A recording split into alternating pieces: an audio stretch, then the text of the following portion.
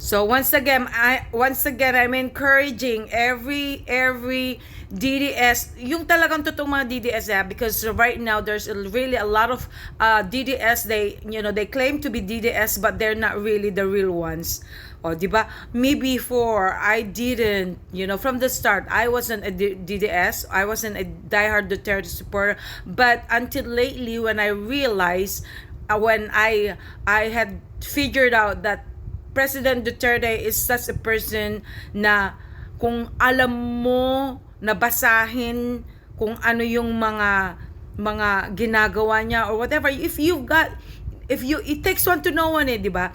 If you've got the mentality that he has, well, at least if you've got the mentality who could understand at least, kung ano yung personality ng ating president, it doesn't matter if he acts or he says things sometimes that are really very, very offensive, but the truth is this person is really a real person that I could trust. I'd rather trust a person like that who could be open to whatever he wants to say, and who could be very, very strong, and he's responsible to every word that he says, instead of somebody who would just hide behind a lawyer or whatever. Katulad niyan, when President Duterte has said that Bongbong Marcos is very weak. Yeah, very weak, because such a person na talagang with a strong personality ay talagang once na nagkaroon na siya ng ganung issue, and then right away he could have just he could have just made an act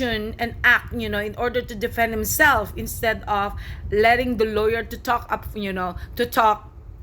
for him.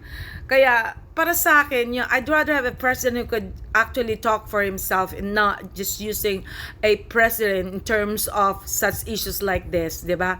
Otherwise, mababansakan ka talagang you are very weak, because you cannot even go there in order to fight for your own right, in order to defend yourself, because for me, I'd rather have a person who's got a very, very firm attitude and very strong personality, that worst comes to worst, if some things like this, that could happen, and then of course, all you have to do is just get out there right away. You have to make sure that you have to get out right away and prove yourself that that person who has said an allegation is wrong. Pero hindi niya ginawa agad, di ba? Nagtago siya sa, ewan ko kung kanino siya nagtago. And of course, because it was the lawyer who did it, and sabi, hindi naman kailangan yung lawyer ang mag-explain para sa kanya, because this is just a matter of something na an issue, hindi naman ito yung talagang legal na o ano, hindi ganun.